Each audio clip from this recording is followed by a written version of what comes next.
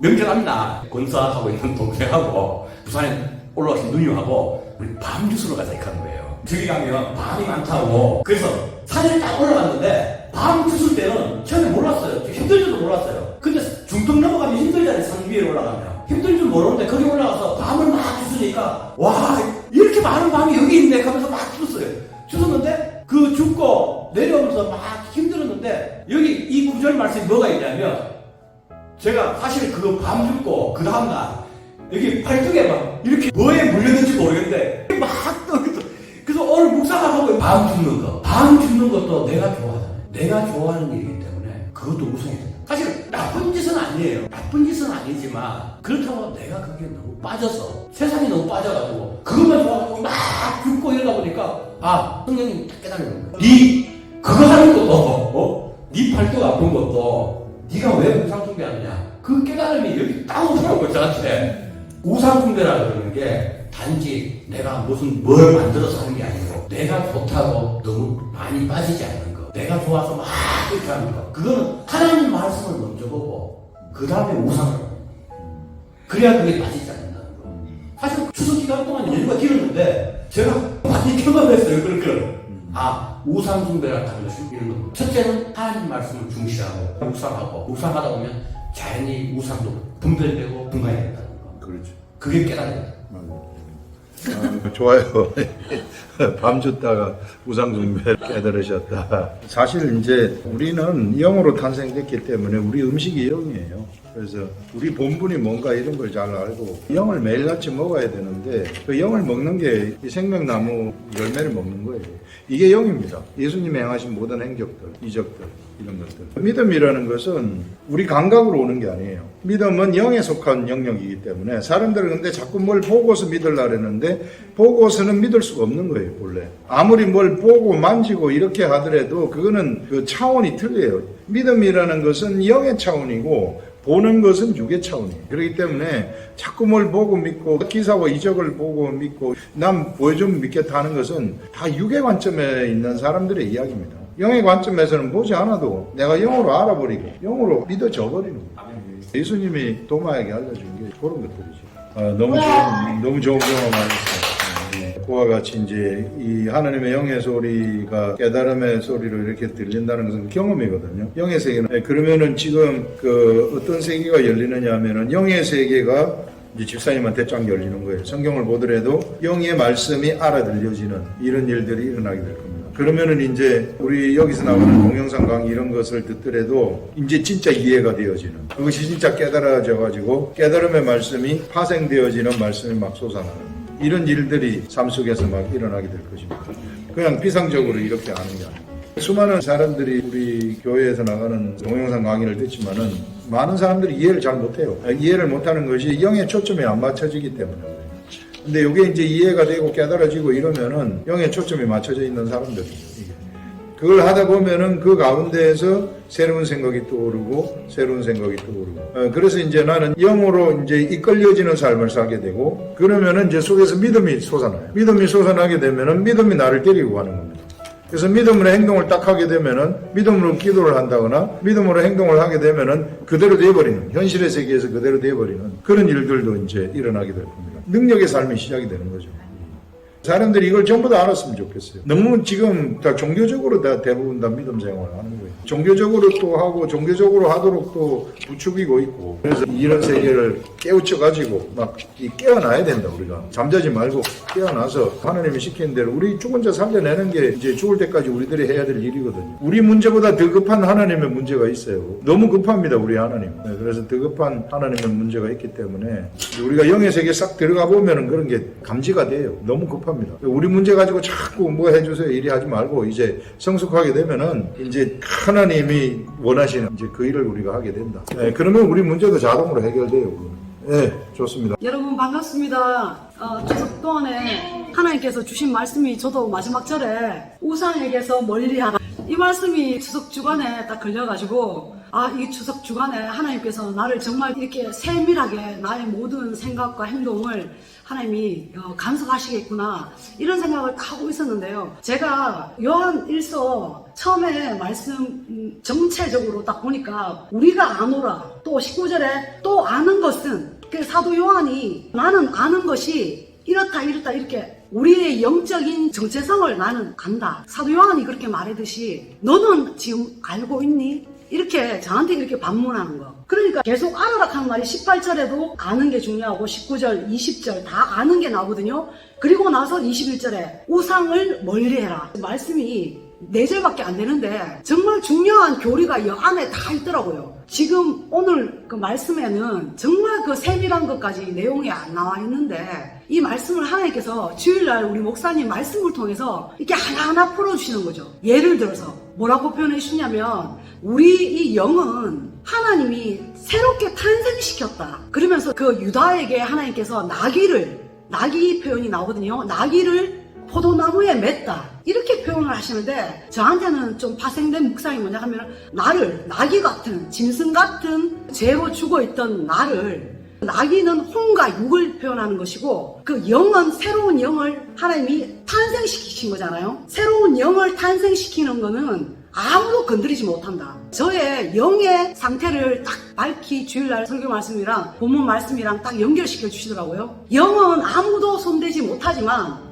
그럼 손대는 것도 있다는 거잖아요. 뭘 손대느냐? 내 혼과 육체, 이거는 손을 댄다는 거죠. 그러니까 21절에 자녀들아 너희 자신을 지켜, 이거는 완벽한 능동성이거든요. 혼과 육은 네가 우상에게서 너 자신을 지켜야 된다. 이게 완벽한 능동성이고 우리 영을 탄생시키는 건 완벽한 나의 수동성, 내 노력이 하나도 들어가지 않고 하나님이 불강력인 예수님의 그 피로 또 물로 씻고 죽이고 그래서 새 생명을 부어주는 이 물과 피에 대해서 저는 굉장히 많이 추석날부터 시작해서 묵상하게 하시더라고요. 그래서 나의 정체성을 확실히 다시 한번 깨달았는데 어제 제가 우리 남편이랑 순천만에 국제정원 박람회에 갔었어요. 거기에 가고 싶었어요. 왜냐하면 목사님도 갔다고 하시고 또 저도 이때 아니면 언제 가느냐 그래서 딱 갔는데 쫙 둘러봤는데 완전히 7가지 정말 아름다운 빛깔로 되어 있는 꽃이 뭐 나라별로 이렇게 정원을 정말 멋있게 만들어놨는데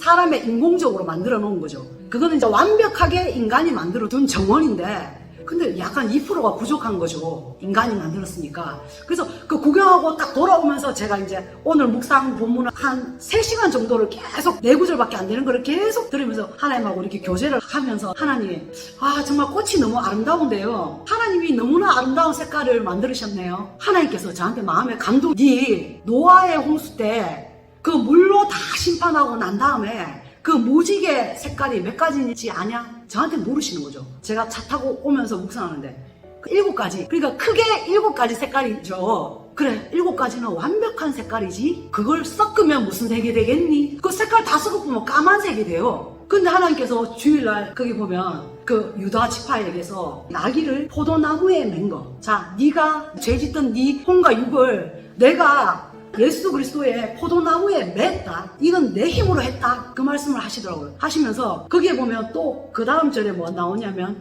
그 옷을 포도주에 빨며 그의 복장을 포도주에 빨리로다. 예수님이 옷 빨 필요가 없잖아요. 예수님은 죄가 없으니까. 누구의 옷이죠? 그게 너의 혼과 육을 말하는 것이다. 제가 그러면 어떻게 살라는 그 말씀인가요? 그래, 네가 어떻게 살아야 될지 그 완벽한 능동성, 네가 할 수 있는 거는 포도주에 네 옷을 매일 빠는 거다. 좀 어렵네요. 그럼 쉽게 좀 말씀해 주세요. 네 행실을 항상 세상의 우상에 더럽히지 않도록 빨아야 된다. 그럼 뭐 어떻게 빠는 거죠? 말씀 묵상 이게 계속 하는 게 이게 노동이라는 거죠. 이게 어려워서 사람들은 교회 봉사는 다 해도 성경을 그냥 읽으라 하면 통독해도 묵상은 제일 어렵다 하고 안 하거든요. 행실, 혼과 육은 하나님의 말씀을 보면서 계속 하나님하고 씨름하는 것이 네 옷을 포도주에 빠는 것이다. 목사님께서 처음에 나귀 새끼가 먹는 게 포도나무를 먹는 거를 생명나무 열매 먹는 걸로 표현했거든요. 이 나귀가 좀 성숙하면 우리가 좀 성숙하면 하나님의 말씀을 숙성시킨 것, 숙성이 된다는 거죠. 성령님이 더 깊은 말씀을 주신다. 그게 포도주다. 포도즙이다. 그것을 갖다가 네 혼과 육체에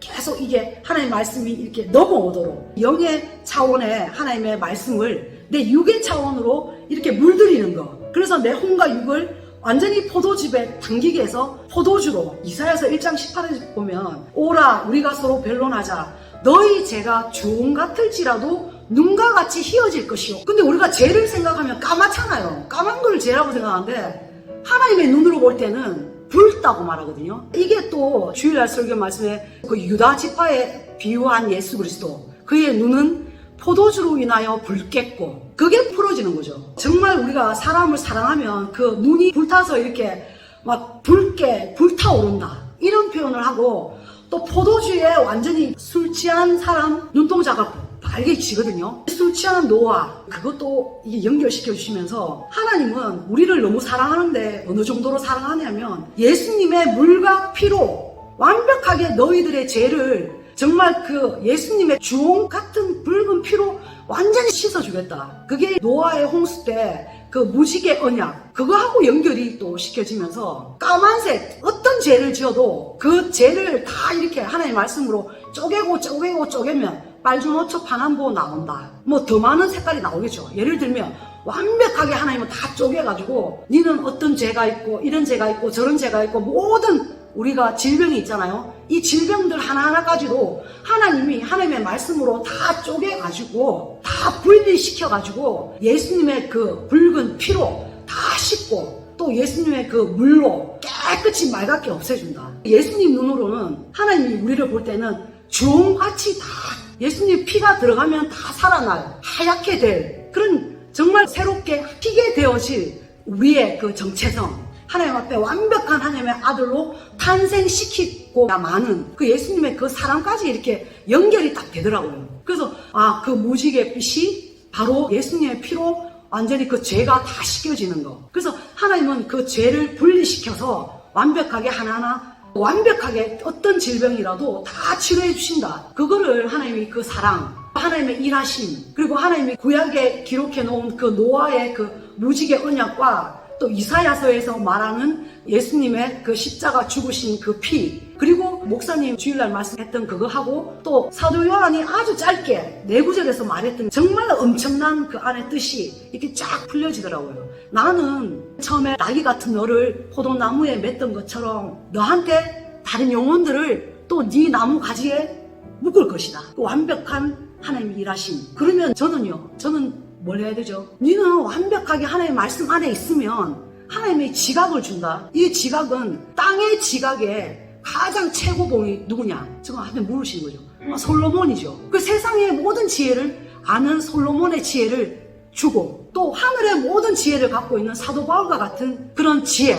그러니까 하늘과 땅의 지혜, 그 영적인 지각을 줄 것이다. 그러면 저는 하나님의 말씀 앞에만 계속 있으면 되나요? 그래, 하나님하고 계속 변론해라. 네 행실이 항상 깨끗해지도록 포도주에 네 옷을 계속 빠는 것, 이 묵상하는 것. 그러면 저는 하나님 앞에 이제 날마다 깨끗하게 이렇게 준비하면, 그러면 하나님이 네한테 말씀할 때 네가 그 지각이 열려서 깨달아질 것이다. 누구한테 무슨 말을 하고 어디에 누구를 만나러 가고 사인을 줄 것이다. 그래서 저는 추석 때 외삼촌한테 전화해서 우리 다 만납시다 하니까 우리 외삼촌이 왔어요. 제가 이제 픽업해가지고 우리 가족들이랑 다 또 만나고 또 그분들에게 복음을 전하고 하나님 감동 오시는 데 했죠. 그러니까 완벽하게 하나님이 일하시고 나는 그냥 내 세마포 옷을 항상 예수님 포도주에 빠는 거, 묵상하는 거, 그거는 내가 하는 일이고 하나님은 또 나귀를 끌고 오시겠구나, 이런 거를 제가 느끼고 이렇게 경험하게 됐습니다. 감사합니다. 유다 지파에 소속된 나귀들은 포도나무에 매어 가지고 있다. 이제 그 말씀이 이제 파생돼 가지고 거기서 새로운 말씀들을 이야기했습니다. 그래서 묵상한 말씀들은 이와 같이 막 파생되어 가지고 새로운 말씀들이 굉장히 많이 나오고, 여기서 우상 숭배에서 내 자신을 지켜 우상에서 멀리하라는 것은 내가 뭐 우상을 가가지고 막 우상한테 반대를 하고 무슨 당구상을 뽀갠다든지 뭘 한다든지 이런 게 아니고 내가 하나님 말씀 가운데 젖어 있는 거예요. 우리는 영적 유다지파의 사람들이거든요. 영적 유다지파의 사람들은 그 포도나무에 매여가지고 있어요. 생명나무에 끈이 달려가지고 매여가지고 있습니다. 그래서 거기서 나오는 것으로 우리들이 음식이 돼가지고 매일같이 먹는 거예요. 그래서 매일 생명나무를 먹으면서 살아가는 그런 존재입니다. 그거 하라는, 그것만 하게 되면은, 그러면은 하나님이 우리를 통해서 모든 일을 다 하신다. 거기서 이제 완벽한 수동성 이야기를 했는데, 들의 백합화를 한번 쳐다봐라. 백합화가 막 그 아름다움을 잊기 위해서 수고를 하고 길쌈을 하느냐. 가만히 있는데도 하나님이 그렇게 해주신다는 거예요. 우리도 마찬가지. 내가 뭘 하려고 설치면은 뱀의 생각이 나와가지고 설치는 거하고 똑같아요. 우리 육체의 혼과 이런 것들은 자꾸 그 뱀의 생각이 젖어 있거든요. 그래서 말씀에 머물러가지고 있으면은 하나님이 우리를 통해서 일하도록 그냥 가는 거예요. 그래서 내가 할 일은 적극적으로 해야 될 일은 그냥 말씀 묵상하는 거. 그것만 딱 하면 돼요. 더 이상 나가면은 내가 내 생각 주장하는 자세가 나갈 수 있어요. 주장이 나가버리면은 실상은 뱀의 생각이 나가고 탐욕이 나가는 겁니다. 그러면 하나님의 일 다 망쳐버리는 거예요. 수많은 사람들이 지금 그런 방식으로 예수를 믿는데 그냥 메인자로 살아가면 된다. 그렇게 하면 됩니다. 아주 재밌는 묵상 말씀했습니다.